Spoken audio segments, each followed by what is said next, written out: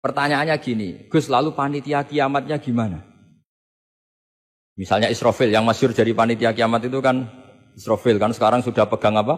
Trompet. Kalau trompet pertama malam itu guncang terus trompetnya ceblok baru separuh itu kan terus gak jadi kiamat. Maka ulama mikir ini yang ya sudahlah kecuali panitianya gitu. Mesti akhirnya karena kalau ini panitianya ikut guling apalagi wah trompet sama mana ini belum selesai kiamat kalau sudah apa? Jatuh. Bisa dibayangkan kan kalau niupnya dari atas jatuhnya di Kaliurang. Oh, udah gitu dekat Mbak Marijan susah nyarinya itu. Makanya ulama selalu mengecualikan kuluman aliyafan itu ada pengecualiannya. Misalnya kecuali panitia. Ya. Sehingga di Quran itu ada pembenaran pengecualian itu, yaitu ada ayat wa yahmilu arsya rabbika fawqahum yauma idzin samaniyah. Dadi wa yahmilu lan gawa arsya rabbika arase pangeran sira. Fawqahum kang pangeran sak dhuwure para malaikat. Sapa samaniyatun malaikat walu. Jadi ketika kiamat dahsyat itu masih ada malaikat 8 yang masih happy-happy saja. Masih santai saja. Karena dia panitia. Ini kalau sampai makanya masyhur. Ya, itu kan jadi yauma idzin wa yahmilu arsya rabbika fawqahum yauma idzin. Di hari kiamat itu ada malaikat yang masih enggak rusak, yaitu termasuk 8 malaikat panitia apa? Ya. Maka Israel itu, semoga ikut ngaji di sini Israel itu. Israel itu kacau. Kacaunya itu dia taunya itu terlambat, masyhur itu. Setelah orang mati semua nanti di kiamat, kamu sudah tidak tahu, sudah mati. Ini saya tahu ya di kitab. Setelah mati semua Allah tanya, Israel sudah mati semua? Sudah Gusti. Sudah semua, sudah. Masih satu. Mana Gusti tak coplok nyawane katanya. Kamu katanya. Wah setelah itu Israel sudah cabut sendiri nyawa kamu. Itu kesakitannya Masya Allah. Tapi dia sekarang belum tahu. Kalau itu sakit belum tahu. Sekarang itu belum tahu. Makanya semoga dengarin supaya tahu. Warang sakit terus. Gimana sakit Gusti? Sakit sekali. Terus Israel bilang gini. Kalau saja saya tahu kalau dicabut nyawa itu sakit. Saya tidak main cobat cabut. Ternyata sakit. Pakai cara apa saja. Jadi tapi dia itu nanti. Nyesalnya nanti. Sekarang belum tahu, makanya terus masih main cabut aja itu. Jadi malaikat Israel ya itu tadi. Maka tetap ada pengecualian. Karena kalau nggak ada pengecualian kita kiamat semuanya rusak lalu. Nah terus ulama menambahkan lagi surga dan neraka. Surga dan neraka itu juga termasuk ketika kiamat tidak ikut rusak. Karena kalau rusak lalu nanti orang-orang ini ditampung di mana? Kamu tahu kan para nabi sekarang posisinya di mana? Surga. Para syuhada. Kalau ini ikut rusak, konstruksinya kan kacau semua. Jadi para syuhada, utamanya para nabi kan dijamin sudah di surga sekarang. Enak-enakan. Serba nikmat. Kemudian ada kiamat, gempa hancur lagi. Berarti kalimat surga enak-enakan kan keliru. Maka ada pengecualian lagi termasuk surga dan neraka lah itu fama min amin illa wa yatakhayyalu fihi taksis. Ya, jadi makanya ini pentingnya ngaji ulumul Quran ya. Bagaimanapun UI itu didirikan para ulama dulu. Mulai dari ulama NU, Muhammadiyah semuanya ikut mendirikan apa? UI. Dulu yang mendirikan ya Kiai Haji Wahid Hasyim, Mas Mansur dari Muhammadiyah semuanya ulama. Harusnya sekarang ya selalu punya ulama harusnya. Kalau tidak bisa harusnya ya akhirnya ngontrak ulama lucu kan ulama. Ulama kok kontrakan itu kan aneh. Makanya harusnya itu punya kader sendiri. Ini yang guru-guru VAI ini yang wajib itu. Ya, insya Allah. Ya saya teruskan lagi ya. Jadi lafadz-lafadz yang butuh penjelasan. Kayak ihdinas siratal mustaqim. Tunjukkan kami jalan yang lurus. Tentu butuh penjelasan. Penjelasannya apa? Siratal ladzina an'amta alaihim, jalan mereka yang telah engkau beri nikmat. Juga sama, walillahi 'alan nasi hijjul bait. Semua manusia diwajibkan Allah haji. Lalu kan tidak mungkin semua manusia punya kemampuan. Akhirnya diberi penjelasan man istata'a ilaihi sabila, yang punya kemampuan ke sana. Jadi itu menunjukkan dari sekian kalimat itu kata Imam Suyuti pentingnya mengkaji, kalau mengkaji harus sekaligus mengkaji mukhassisnya yang menentukan kalimat itu. Kalau ngaji mujmal, lafadz yang bias, langsung mengkaji mubayyinnya. penjelasannya kayak apa. Ibarat pasal-pasal di KUHP lah. Kalau belajar pasalnya harus belajar ayat-ayatnya supaya tahu detail. Kalau enggak ya kayak tadi Persatuan Indonesia berarti bikin partai yang berbeda melanggar Pancasila karena silanya persatuan. Oh ya kacau kalau gitu. Nah kira-kira seperti itu lah lafadz am kalau difahami liar ya kira-kira kayak seperti itu. Makanya saya berharap jangan mudah menvonis karena tidak segampang itu.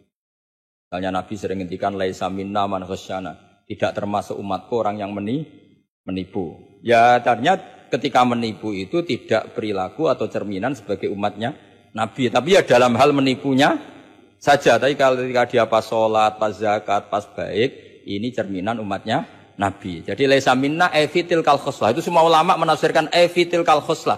Dalam hal itu dia tidak cerminan umatnya Nabi. Tapi di hal-hal yang lain cerminan umatnya Nabi. Karena tetap famay ya'mal mithqala dzarratin khairan yarah wa may ya'mal mithqala dzarratin syarran yarah. Artinya yang baik ya baik berarti cerminan umatnya Nabi. Misalnya kayak orang tukang nipu. Tapi ternyata ya tukang sholat, tukang zakat, tukang puasa. Ya sudah pas tukang baik cerminan umatnya Nabi, pas tukang buruk ya cerminan temannya setan lah kira-kira gitu. Tapi jangan langsung, wah sudah ini setan tok. Ya keliru kamu, dia kan punya sisi baik. Ya sudah seperti Quran saja. Baik ya roh, syarron ya roh. Artinya semuanya ada catatannya sendiri. Fa may ya'mal mithqala dzarratin khairan yarah wa may ya'mal mithqala dzarratin syarran yarah. Ini saya baca lagi ya. Qala Ibnul Hassar minan nasi man ja'alal mujmal wal muhtamil bi izai syai'in wahid. Qal was-shawab annal mujmal al-lafdhu al-mubham alladhi la yufhamu al-muradu minhu. Wal muhtamil al-lafdhu al-waqi' bil wad'il awal. Ya, kalau mujmal itu lafadz yang global. Kalau muhtamil itu lafadz yang kayak iya kayak tidak.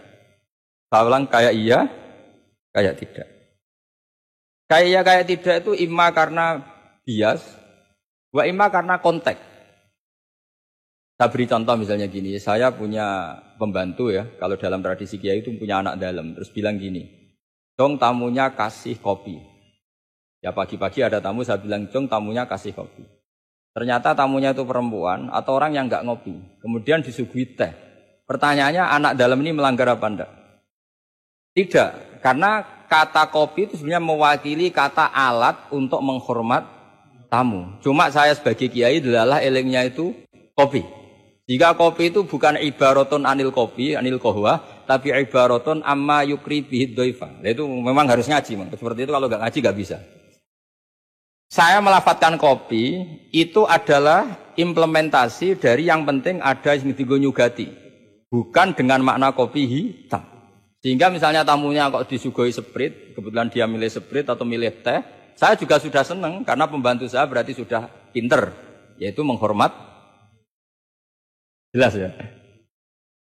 Ya sehingga kata itu sering nggak mengikat dalam agama. Sama seperti Rasulullah ketika bilang gini, ya Mu'ad inni uhibbuka Mu'ad, kamu saya senang kamu, kata Nabi. Ya Mu'ad inni uhibbuka, saya senang kamu. Berhubung saya senang kamu, fakul dubura kulli sholatin, sebagian riwayat fala tada'anna kulla sholatin, maka setiap habis sholat dubura kulli sholatin, kamu lafadzkan Allahumma a'inni ala dzikrika wa syukrika wa husni ibadati. Kamu jangan pernah lupa berwiridan, ya Allah bantulah kami mengingat Engkau, ala dzikrika wa syukrika mensyukuri nikmat Engkau, wa husni ibadatik dan ibadah secara baik kepada Engkau. Pertanyaannya ketika Nabi nyebut Mu'ad itu sebagai orang hanya Mu'ad, apa sebagai umat yang harus dilatih? Umat yang harus dilatih sehingga siapapun boleh pakai wiridan itu.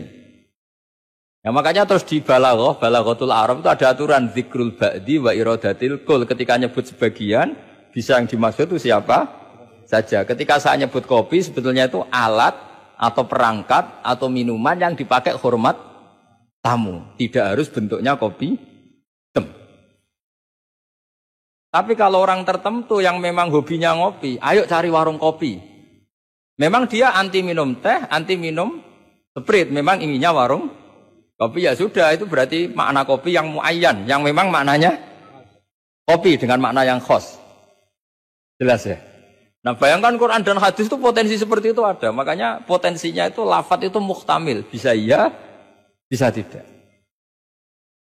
Nah di sini ini pentingnya ngaji. Jadi sehingga ketika Allah ngendikan rijal sekalipun, lelaki, kadang maknanya memasukkan perempuan. Misalnya gini, kalau kamu ngaji ilmu nahwu, hudal lil muttaqin, alladzina itu jamak untuk lelaki atau perempuan? Alladzina, lelaki. Tapi Quran itu untuk lelaki, tok apa lelaki dan perempuan? Dua-duanya. Tapi Allah ngendikan alladzina yu'minuna, bukan allai yu'minna, bukan pakai redaksi perempuan. Karena yang dimaksud lelaki adalah umatnya Nabi. Ya sudah, kalau umatnya Nabi ya semuanya umatnya Nabi. Tapi ada beberapa lafaz yang memang maksudnya lelaki, yang satu maksudnya perempuan. Caranya tahu itu ya lagi-lagi ngaji. Ya sudah, nggak ada jawabannya, memang harus ngaji. Nah itulah, di Quran tuh banyak ada lafaz mujmal, ada lafaz muhtamil. Saya beri contoh lagi bab zakat. Ini yang paling pokok bab zakat, karena ini terkait fikih. Rasulullah itu menzakati tamernya. Tamer itu kurma. Ya, tamer itu maknanya apa? Kurma. Itu oleh semua ulama fuqaha, semua ahli fikih dunia mengatakan makanan pokok. Jadi yang wajib dizakati itu tanaman, makanan pokok. Karena apa? Ya kalau nuruti sunnah Rasul persis, orang Indonesia wajib zakat. Karena Nabi hanya menzakati kurma. Di Indonesia enggak ada. Iya, enggak ada. Jadi ketika Nabi mengatakan tamer, saya ulang lagi ya, ketika Nabi mengatakan kurma, maknanya apa?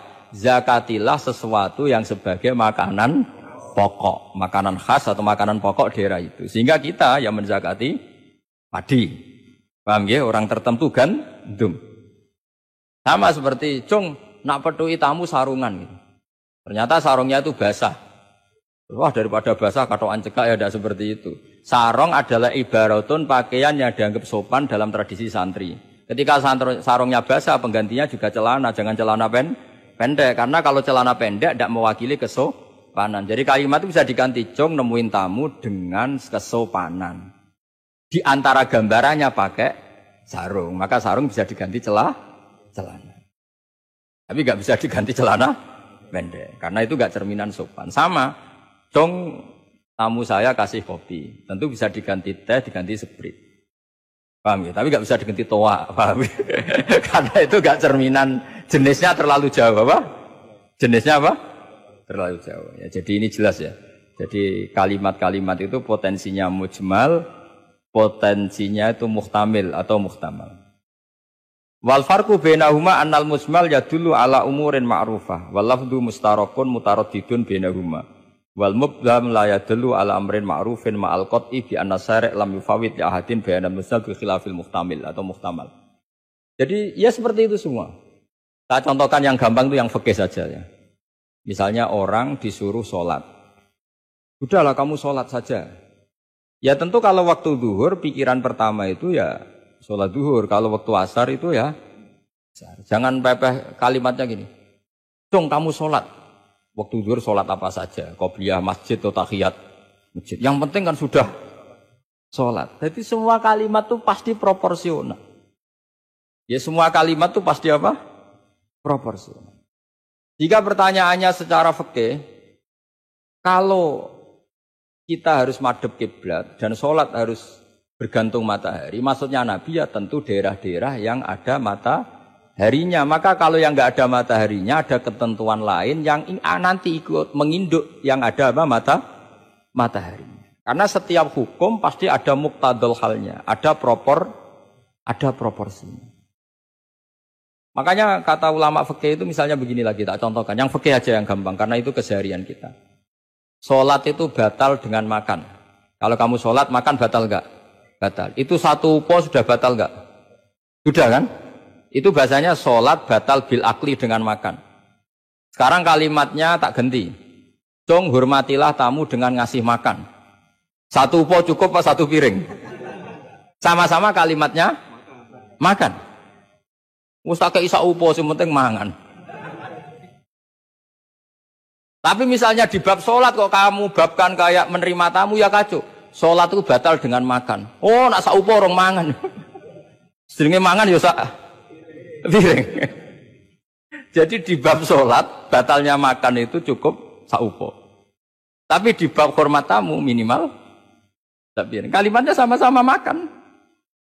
Sama seperti yang saya ceritakan tadi, di bab wudu tangan itu sampai siku. Di bab kotu ya disarik hanya pergelangan. Padahal ayatnya ya tangan faktou aidiyahuma.